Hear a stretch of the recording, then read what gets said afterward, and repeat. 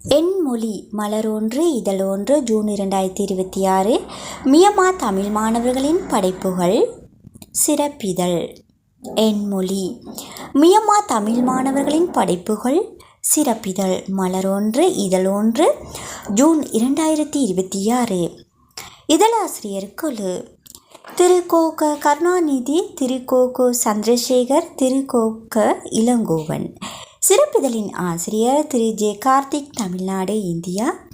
வெளியீடு தமிழர் அறநெறிக் கழகம், Yangon, Myanmar. அனைவருக்கும் வணக்கம்.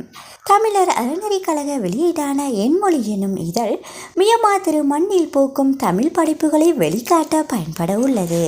இதன் முதன் வெளியீடு தமிழர் அறநெறிக் கழக பள்ளிகளை சேர்ந்த மாணவர்களின் கன்னி படைப்புகளை தாங்கி வெளிவருகிறது. இந்த ஜூன் மாதம் 6 முதல் 10ஆம் தேதி வரை தமிழர் அறநெறிக் கழகத்தில் தமிழ்நாட்டைச் சேர்ந்த தமிழ் உதவி பேராசிரியர் ஜே. கார்த்திக் அவர்கள் நிகழ்த்திய மாணவர் ஆசிரியர் தமிழ் பயிலரங்கில் மொழி இலக்கிய பயிற்சி பெற்ற நம் பிஞ்சு தமிழ் குழந்தைகளின் முதல் இலக்கிய முயற்சிகள் இவ்விதழில் நிறைந்துள்ளன. இவ்விதழ் இனி தமிழ் சார்ந்த ஆக்கப்பூர்வமான படைப்புகளுடன் வெளிவரும் என்பதற்கு இச்சிறப்பிதழ் கட்டியம் கூறுகிறது. மியன்மார் தமிழ் அன்னை வணக்கம். மியன்மார் திரு மண்ணில் முழங்கும் செந்தமிழே, என்றும் நிலையென நீ வாழ்க. ஐராவதி கரையில் அழகிய தமிழோசை சேர்க்கும் இனியவள் நீ வாழ்க. ரங்குன் பகான் என்று எங்கும் நிறைந்தவளே, வளமாறி மண்ணில் தமிழின முகவரியே, நரும் தமிழா எங்கும் நீ நில்க. உலகளந்தாய் என்றும் நீ வெல்க. சிலம்பும் குரலும் என ஒலிக்கும் இலக்கியங்கள் எங்கள் மனதிலுற அருள வேண்டும். உனது பெயரொளியில் விளையும் புதுமையுடன் இனிய வாழ்வு பெற வழிதாரும். கற்ற தமிழ்மொழி நம் உற்ற துணையென்றே கொற்றை பறை கொட்டி வெற்றி முழங்குவோம். சீர்மிகு செம்மொழியே சிறக்கின்றோம் தாழ்பணிந்தே. ஜே. கார்த்திக், தமிழ்நாடு. இரு நண்பர்களின் கதை. ஒரு கிராமத்தில் 2 நண்பர்கள் இருந்தார்கள். ஒருவன் பெயர் ராமு, இன்னொருவன் பெயர் கபிலன். ராமு தன்னம்பிக்கையும் பண்பாடும் உடையவன். ஆனால் அவன் கொஞ்சம் ஏழ்மையுடையவன். கபிலனோ கொஞ்சம் வசதி வாய்ப்புடையவன். அவனுக்கு தான் பணக்காரன் என்ற ஆணவம் உண்டு. கபிலனோ ராமுவை ஏளனப்படுத்தி மகிழ்ச்சி அடைவான். ஒரு நாள் அவர்களின் பள்ளியில் ஓவியம் வரையச் சொன்னார்கள். ராமுவிற்கு ஓவியம் வரையும் திறமை உண்டு. கபிலனுக்கோ ஓவியம் வரைய தெரியாது. ராமு வரைந்த ஓவியமோ எளிமையாகவும் அழகாகவும் இருந்தது. கபிலனோ ஓவியம் வரைய முயற்சி செய்தான். ஆனால் அவனால் முடியவில்லை. அப்பொழுது கபிலனின் பணக்கார நண்பர்களும் உதவவில்லை. ராமு தன் கடமையை சரியாக செய்துவிட்டான். கபிலன் தன் கடமையை செய்ய இயலாமல் தவித்தான். அப்பொழுது நண்பா என்று அழைத்த ஓசை கபிலனின் காதில் கேட்டது. அவன் திரும்பி பார்த்த பொழுது ராமு நின்றான். உனக்கு என்ன உதவி வேண்டும்? என்னிடம் கேள் என்றான். கபிலனுக்கோ மிகப்பெரிய ஆச்சரியம். ராமு சொன்னபடி கபிலன் வரைந்தான். வரைந்த ஓவியமும் மிக அழகாக வந்தது. அத்தருணத்தில் தான் கபிலன் உணர்ந்தான், பணத்தை விட நல்ல குணமும் பிறரை ஏளனப்படுத்தாதிருத்தலும் தான் முக்கியம் என்று. எனவே பணக்கார நண்பர்களை விட நல்ல நண்பர்கள் தான் முக்கியம் என்று அவன் உணர்ந்தான். பின்னர் அவர்கள் இருவரும் நல்ல நண்பர்கள் ஆனார்கள். இதேபோல் நாமும் பணக்கார நண்பர்களை விட நல்ல குணமுடைய நண்பர்களோடு தான் பழக வேண்டும். ஏனென்றால் நமது மீது உண்மையான அன்பு செலுத்துபவர்கள் தான் நல்ல நண்பர்கள். ஆபத்தில் உதவுபவன் தான் உண்மையான நண்பன். ஸ்ரேயா, அகவை 16, டல்லா. புத்திசாலித்தனம். ஒரு காட்டில் குரங்கு, முதலை ஆகியவை இருந்தன. முதலை ஒன்று குரங்கு இருந்த மரத்தை எட்டி பார்த்து ஒன்று சொன்னது. குரங்கே, குரங்கே, என் வீட்டுக்கு நீ வருகிறாயா என்றது. முதலை வருகிறேன் என்றது. குரங்கு முதலை சொன்னது முதுகு மீது ஏறிக்கொள் என்றது. முதலை குரங்கை கொல்ல முயன்றது. குரங்கு, நண்பா, ஏன் என்னை கொல்ல வருகிறாய்? உனக்கு என்ன வேண்டும் என்றதற்கு முதலை உன்னுடைய இதயம் வேண்டும் என்றது. இதயம் எதற்கு? உன் இதயத்தை நான் தின்பதற்கு நண்பா. கொஞ்சம் இரு, என் இதயத்தை மரத்தின் மீது விட்டு விட்டேன் என்றது. குரங்கு, அட முட்டாள் முதலையே, யாராவது மரத்தில் வைப்பார்களா? ஏமாந்து போனது. முதலை, ஏதேனும் ஆபத்து ஏற்பட்டால் புத்திசாலித்தனமாக தப்பித்து கொள்க. அழகன் அகவை 13. நந்தா கொன். நல்ல நண்பன். ஒரு ஊரில் சூரியன், கண்ணன் என்ற 2 நண்பர்கள் இருந்தார்கள். சூரியன் நல்ல பையன், பாடங்களை நன்றாக செய்வான், எப்பொழுதும் தூய்மையாக இருப்பவன். ஆனால் கண்ணன் சோம்பேறி, எப்பொழுதும் விளையாடி கொண்டே இருப்பான், பாடங்களை செய்ய மாட்டான். சூரியனுக்கு எல்லோரையும் பிடிக்கும். சூரியன் கண்ணன் மீது ஒரு முறை கோபப்பட்டான். சூரியன், கண்ணனே, நீ அப்படி செய்யாதே, நல்லா படி, அப்போதுதான் உனக்கு நல்ல வேலை கிடைக்கும்.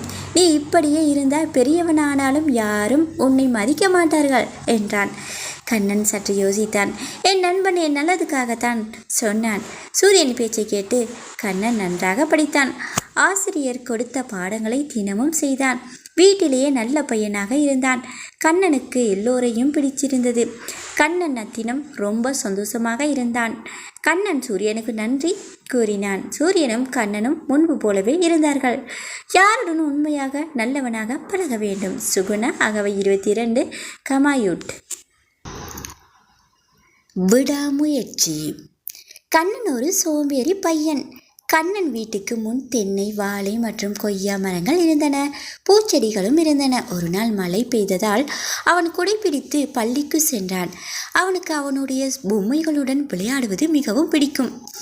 அவனுக்கு எலி, பள்ளி என்றால் பயம். ஆனால் அவன் பாடம் மட்டும் படிக்க மாட்டான். அவனுக்கு மழை பெய்தால் மெத்தையில் படுக்க பிடிக்கும். மிதிவண்டி மற்றும் 2 சக்கர வாகனங்களில் பயணம் செய்ய பிடிக்கும்.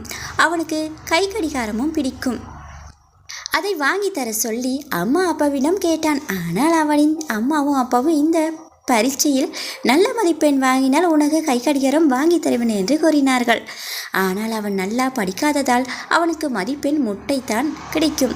அதனால் அவன் பள்ளியில் அவனை முட்டை என்று கேலி செய்தார்கள். அதனால் அவன் இம்முறை நன்றாக படித்து நல்ல மதிப்பெண் வாங்க முடிவெடுத்தான். அதனால் ஜன்னல் பக்கத்தில் கதவு முன்னாடி இருந்த நாற்காலியில் படிப்போம் என்று படித்தான். ஆனால் படிப்பு அவனின் மண்டையில் ஏறவில்லை. அதனால் அவன் பானையில் தண்ணீரில் குடித்துவிட்டு படிப்போம் என்று குடித்து வந்து நாற்காலியில் அமர்ந்தான். அப்போது ஒரு சிலந்தியை பார்த்தான். அது மேலே ஏற முடியாமல் அவதிப்படுவதை பார்த்தான். ஆனாலும் அந்த சிலந்தி முயற்சியை கைவிடவில்லை.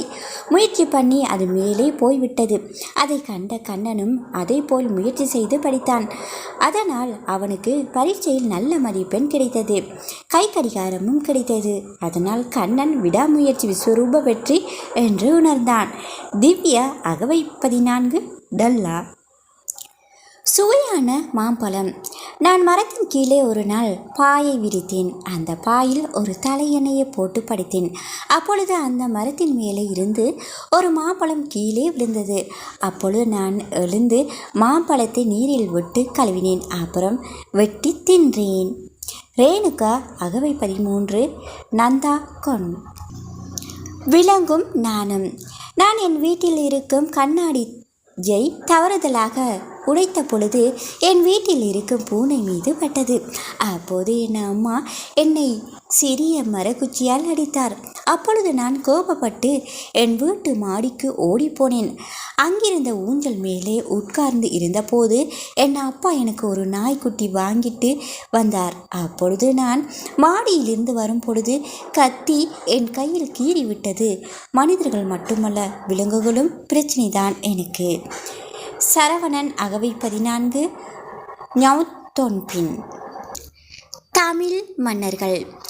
பாரில் பற்பல மன்னர்கள் இருந்தார்கள். பற்பல ஆட்சிகள் இருந்தன. தமிழர் ஆட்சியை பற்றி நிறைய வரலாறுகள் இருக்கின்றன. தமிழ் மன்னர்களை பற்றி நிறைய நூல்களும் உள்ளன. தன்னை பற்றி யோசிக்காமல் மக்களை பற்றி யோசிப்பவனே மன்னன். தரணியில் உள்ளவரை மக்களுக்காக வாழ யோசிப்பவரே மன்னன். ஒரு நல்ல மன்னனாக அழகோ செல்வமோ தேவை கிடையாது. துல்லியமாக யோசிக்கும் அறிவும் எதையும் துணிந்து செய்யக்கூடிய மனப்பான்மையும் தான் முக்கியம். ஒரு நல்ல வீரனுக்கு அழகு தன்னம்பிக்கைதான். அது நம் தமிழர்களின் குருதியில் ஊறியுள்ளது. இவையெல்லாம் நம் தமிழ் இனத்தின் அடையாளம். தமிழ் இனத்தில் வீரர்களே பெருமை கொள்வோம். அரவேணி அகவை 16. டல்லா. என் பாப்பா கதை. ஒரு பாப்பா விளையாடி கொண்டே இருந்தது. அப்பொழுது நாட்காலியை தட்டி விட்டது. நாட்காலியின் மேல் குவளை இருந்தது. பாப்பா தட்டி விட்டதில் புத்தகத்தில் குவளை தண்ணீர் பட்டு நனைந்து விட்டது. அப்போது அண்ணன் எழுந்துகோல் வாங்க கடைக்கு போயிருந்தான். அப்போது தொலைபேசியும் கீழே விழுந்தது. அப்போது கையால் எட்டி எடுக்கும் போது அம்மாவின் குரல் காது கேட்டதும் திரும்பி பார்க்கையில் நாட்காலியை ஒடித்து விட்டது. பாப்பாவுக்கு நேரம் சரியில்லை. தெய்வ திருமகள் அகவை 15 டல்லா. தொலைக்காட்சி பைத்தியம். ஒரு பாப்பா கொஞ்சம் படித்த பின் கத்தாட தூங்கியது. அப்போது பசி வந்துவிட்டது. பாப்பா நாட்காலியில் உட்கார்ந்து தொலைக்காட்சியை பார்த்து சாப்பிட்ட போது அப்போது சின்னதால் ஒன்று மேலே இருந்து வந்து விழுந்தது. தொலைக்காட்சியை பார்க்கும் அவளில் தாளையும் தின்றுவிட்டது. மோனிஷா அகவை 12 யாங்கோன். அண்ணன் கதை. அண்ணன் புத்தகத்தில் இருந்த தாளை கிழித்து கட்டிலில் வைத்து எழுதுகோளால் அதை வரைந்தான். வரைந்த தாள் மின்விசிறியால் பறந்து கீழே விழுந்தது. அண்ணன் கீழே விழுந்த தாளை எடுத்து திருப்பியும் வரைந்தான். வரைந்து முடித்ததும் தூங்கினான். பிறகு தன்னுடைய படம் பார்த்து கண் விழித்ததும் நாயுடன் விளையாடினான். அவனுக்கு அப்படி ஒரு நாள் போனது. கஸ்தூரி அகவை 15 டல்லா. புலவர். முற்காலத்தில் புலவர் ஒருவர் இருந்தார். அவர் கவிதை ஓவியம் எழுதுபவர். அவர் எத்தகைய முயற்சியும் இல்லாமல் வீட்டிலேயே இருந்தார். அவருடைய முயற்சியின்மைக்கு காரணம் அவருடைய நண்பர்கள் ஆவர். அவர்கள் புலவரை முயற்சி செய்ய விட மாட்டார்கள். ஏனென்றால் புலவர் முன்னுக்கு வருவதை விரும்பவில்லை. ஒரு நாள் அந்த ஊருக்கு மன்னர் ஒருவர் வந்தார். அவர் ஒரு சிறந்த புலவரை தேடினார். அப்போது ஊரில் உள்ள அனைவரும் இங்கு புலவர் இல்லை என்று கூறினார். அச்சமயத்தில் புலவர் ஊர் எல்லைக்கு வந்தார். அவர் ஊர் மக்கள் பேசியதை கேட்டார். அந்த கூட்டத்தில் நண்பர்கள் தனக்கு முன்பிருந்தே கூறினர். அதை கண்ட புலவர் மனம் வருந்தினார். அவர் சிந்தித்த பிறகு என் தோல்விக்கு காரணம் என் நண்பர்கள் தான் இப்போது புரிந்தது. என் நண்பர்களிடம் நான் ஒரு சிறந்த புலவராக தோன்றுவேன் என்று முடிவு செய்தார். பல புதிய நூல்களை எழுதினார். அதை பார்த்த நண்பர்கள் கோபம் கொண்டனர். புலவரிடம் தோற்போம் என நினைத்தனர். இந்த கதையின் முக்கிய செய்தி என்னவென்றால், யாரையும் பார்த்து உடனே நம்பக்கூடாது. நல்லவரையும் சந்தேகப்படக்கூடாது. ஒருவரை அதிகம் நம்பினாலும் தவறு. ஒருவரை காரணமில்லாமல் சந்தேகப்படுவதும் தவறு. ஐஸ்வர்யா அகவை 15 டல்லா. என் நேரங்கள் எனக்காக. ஒரு விடுமுறை நாள் அன்று வீட்டில் ஓய்வெடுத்து கொண்டிருந்தேன். ஓய்வெடுப்பது சலிப்பு தட்டியதால் ஒரு நல்ல என் நேரங்கள் எனக்காக. ஒரு விடுமுறை நாளாண்டு வீட்டில் ஓய்வெடுத்து கொண்டிருந்தேன். ஓய்வெடுப்பது சலிப்பு தட்டியதால் ஒரு நல்ல திரைப்படம் பார்க்க விரும்பினேன். திரைப்படத்தை பார்த்தெடுக்க முகநூலில் திரைப்படங்களின் விமர்சனங்களை பார்த்து அதை வைத்து முடிவெடுக்க நினைத்தேன். முகநூலை திறந்தவுடன் முதலில் பார்த்த பதிவு, புதிய விண்கோள் ஒன்றை நாசா விஞ்ஞானிகள் கண்டுபிடித்து விட்டார்கள் என்று. எனக்கு ஆச்சரியம். பேரண்டத்தில் எவ்வளவு புதிர்கள் அண்டத்தின் எல்லை வரை சென்று ஆராய ஆசை கூட நினைத்தது அகத்தில். கீழே இன்னொரு பதிவு, 200 பயணிகளுடன் பறந்து சென்ற விமானம் விபத்து. என் உள்ளம் முறைந்து போனது. 200 குடும்பங்களின் மன வருத்தத்தை நினைக்கும் போது மனம் படப்படுத்து போனது. உணர்ச்சியை கட்டுப்படுத்த பதிவை தாண்டி விட்டேன். மற்றொரு பதிவு, சோழகால செப்பேடுகள் அயல் நாட்டிலிருந்து இந்தியாவிற்கு திரும்பின என்பதை. இந்த பதிவை பார்த்ததும் மாட்சிமிகு தமிழ் இனத்தை நினைத்து பெருமைப்பட்டேன். இந்த செய்தியை அலைபேசியில் உள்ள அனைத்து சமூக ஊடகங்களிலும் பகிர்ந்தேன். பகிர்ந்து முடித்த பெருமையோடு பதிவை தாண்டினேன். அடுத்தது, மியன்மாரின் பகோ மாநிலத்தில் கனத்த மழையால் வெள்ளத்தில் மக்கள் அவஸ்தை. எனக்குள்ளே ஒரு பயம். நாம் நினைத்தாலும் தடுக்க முடியாதது. இயற்கை சீற்றம். அதனால் மாரியை பற்றி ஒரு கட்டுரை எழுத வேண்டும் என்று நினைத்து கொண்டே பதிவை தாண்டினேன். எனது தாய் தந்தை ஆகியோர் அலைபேசி பயன்பாடு போதும் என்றனர். திரைப்படம் பார்த்து நேரத்தை கழிக்க நினைத்தேன். ஆனால் முகநூலில் இந்த 4 வித பதிவுகளை எனக்கு பல உணர்வுகளை கொடுத்த திரைப்படம் பார்த்ததே போல் மனம் மாறிவிட்டது. ஆனால் என் அகம் என்னை பார்த்து கேட்கிறது, என்ன பயன் என்று. இவற்றை தெரிந்து கொள்ளலாம். ஆனால் நம்மால் எதை மாற்ற முடியும்? நாமும் சமுதாயத்தில் ஒரு நல்ல மாற்றத்தை கொண்டு வர வேண்டும் என்றால் நாம் படித்ததை வைத்து நாம் முதலில் செதுக்கிக் கொள்ள வேண்டும். ஆகையால் எனது நெருங்கிய நண்பன் தேநீரோடு அருகில் இருக்கும் நூலகத்திற்கு புறப்பட்டு விட்டேன். நூலகத்தில் எனக்கு மிகவும் பிடித்தமான அறிவியல், வானவியல் சார்ந்த படிக்க தொடங்கினேன். எனது நேரங்கள் எனக்காக பயன்பட்டன. நான் சமுதாயத்தில் மாற்றத்திற்கு காரணமாக இருப்பேன் என மனதில் ஒரு நம்பிக்கை பிறந்தது. அருண் அகவை 19 டல்லா. ஓர் ஊரில் ஒரு மனிதன் தனது குதிரையில் சென்று அரிசி வாங்கி வர போனான். குதிரை மனிதனோடு உப்பு மூட்டையையும் சுமந்து போனது. வழியில் சிறிது ஆறு ஒன்று இருந்தது. குதிரை ஆற்றை தாண்ட யோசனை செய்தது. உப்பு மூட்டையை சுமந்து ஆற்றினுள்ளே இறங்கி போனது. சந்தைக்கு போய் உப்பு மூட்டையை கொடுத்து அரிசி ஒரு மூட்டையை சுமந்து வீட்டிற்கு சென்றது. மனிதன் அரிசி மூட்டையை எடுத்து கோழிகளுக்கு அரிசி போட்டான். மேலும் அங்கு உள்ள நாயை வீட்டை பாதுகாக்க விட்டு புல் அறுக்க காட்டுக்கு போனான். மனிதன் காட்டுக்குள் போனதும் பெரிய மரங்கள், யானைகள், பூனைகள், குருவிகள், காகங்கள், அன்னங்கள், மைனாக்கள் எல்லாம் வீட்டுக்குள் இருந்தன. மனிதன் விலங்குகளை பார்த்து புல் அறுத்து வீட்டுக்கு சென்றான். வீட்டில் மாட்டிற்கு புல் கொடுத்து, ஆடுகளுக்கும் புல் போட்டு, தன் அழகான குதிரைக்கு புல் போட்டு அந்த மனிதன் வீட்டுக்குள் நுழைந்து உணவு சாப்பிட்ட பின்னர் உறங்கினான். இந்த கதை மூலமாக உணர்வது என்னவென்றால், தினம் வேலை செய்ய வேண்டும். தன் வீட்டில் இதர விலங்குகளுக்கு தினமும் உணவு கொடுத்து விலங்குகளை நிம்மதியாக பார்த்து கொள்ள வேண்டும். விலங்குகள் நிம்மதியாக இருந்தால் நாமும் நிம்மதியாக இருக்கலாம். உயிர்களிடத்தில் அன்பு காட்ட வேண்டும். ஷோக் அகவை 14 ஞௌத்னொமின். நண்பர்.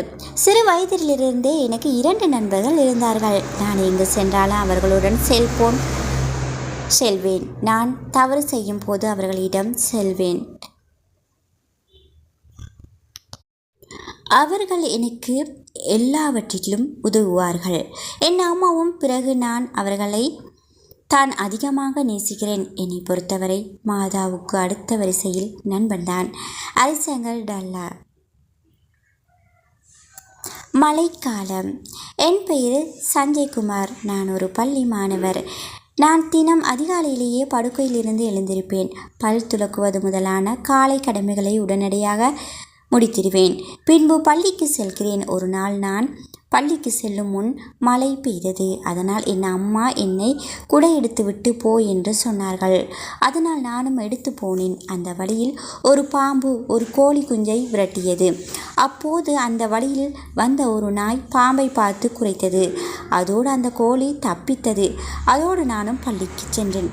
பள்ளியில் ஆசிரியர் கற்றுக் கொடுக்கும் பாடத்தை புத்தகத்தில் எழுதினேன்.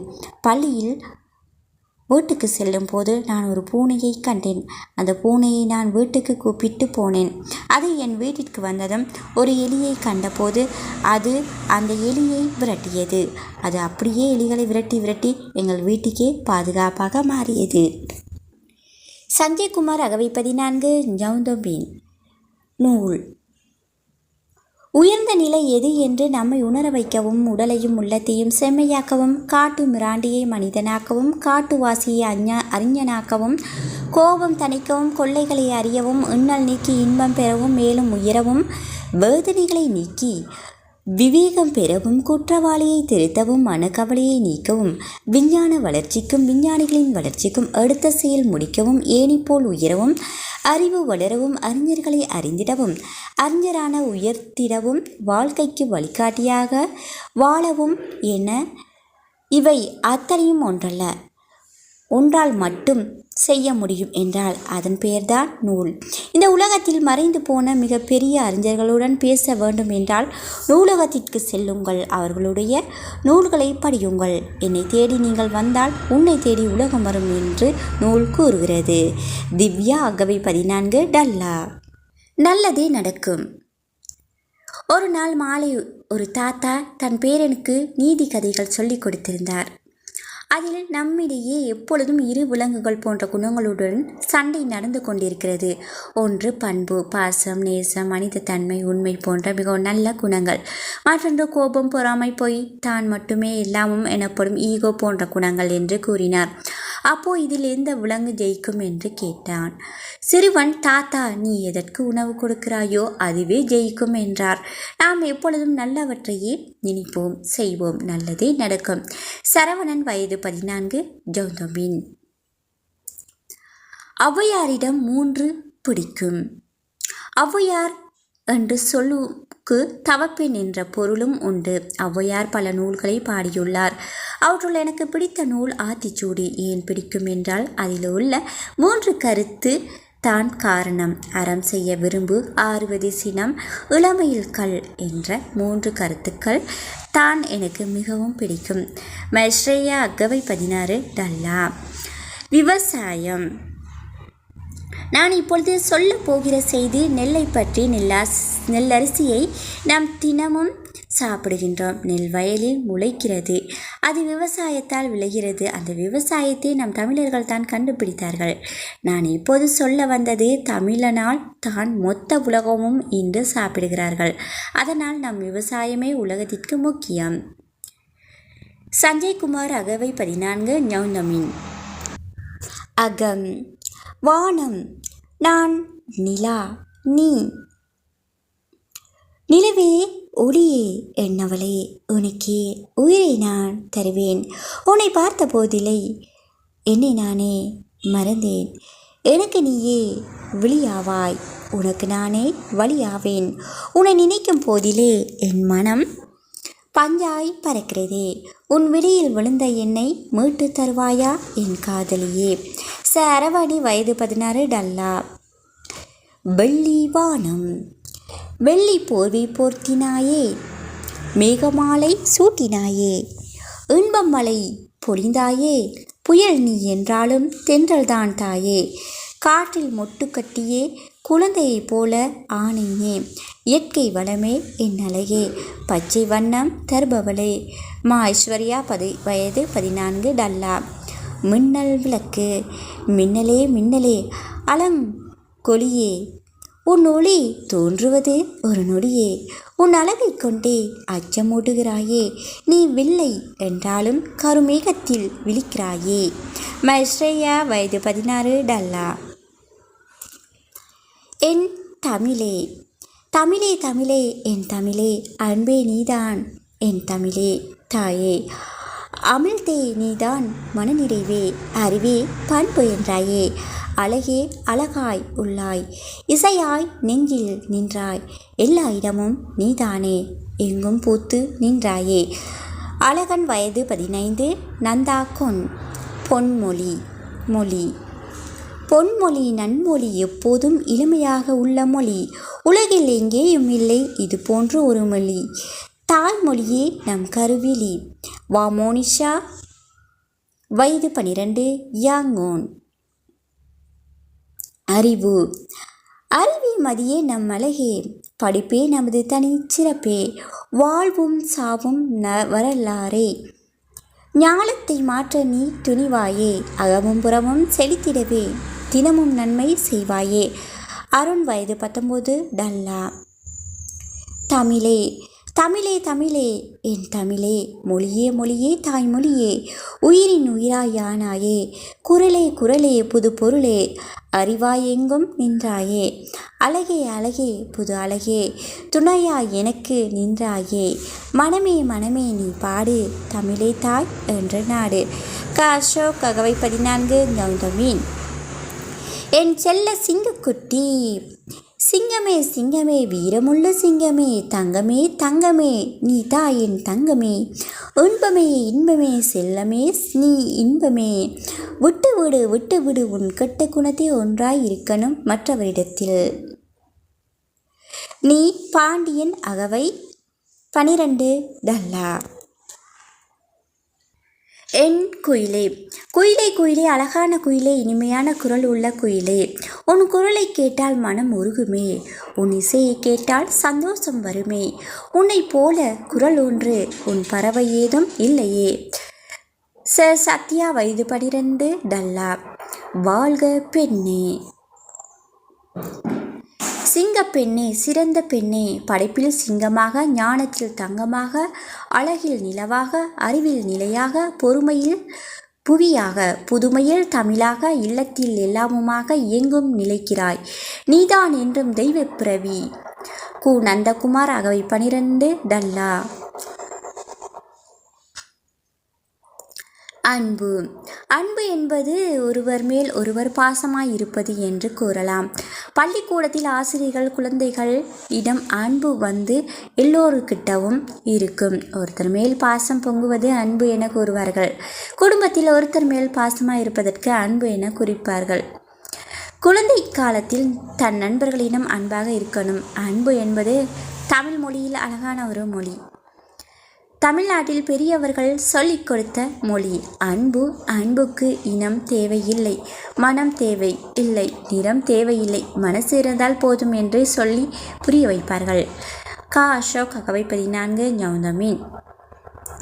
எல்லாரும் நன்றாக வாழ்கின்றோம். அம்மா எப்போதும் அன்பாய் இருப்பாள். அப்பா எப்போதும் பாசமாய் இருப்பார். நண்பன் எப்போதும் படிப்பை சொல்லிக் கொடுப்பான். அண்ணன் என்னிடம் தமிழில் பேசுவான். எல்லோரும் நன்றாக வாழ்கின்றோம். தமிழ் செல்வி அகவை 9 டல்லா. தமிழ் மொழி பயிற்சி மற்றும் படைப்பாக்க பயிலரங்கின் குழுப்படம்.